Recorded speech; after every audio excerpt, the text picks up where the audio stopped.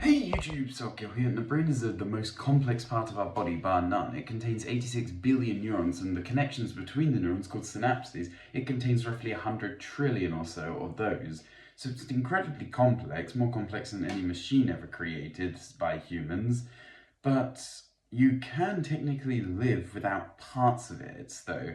Some people have suffered damage to their heads and damage to their brain, such as a person called Phineas Cage, who had a rod go through their head and come out that side there through their brain, and they've still been able to survive. But that's only because they lost part of their brain.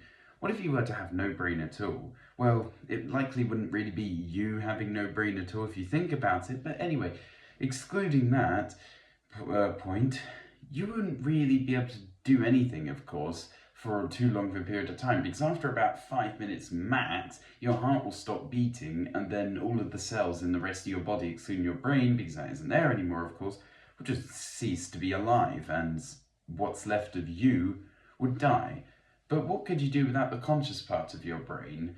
Well, that's a lot easier to survive though, even though, as I said, it wouldn't really be you surviving, but it would be the body in which you reside surviving. But anyway, so with that, you could actually survive for quite a long time without the conscious part of your brain. But then there are just problems about life that start to pop up, such as how you need the conscious part of your brain to do things like eat, drink, and sleep.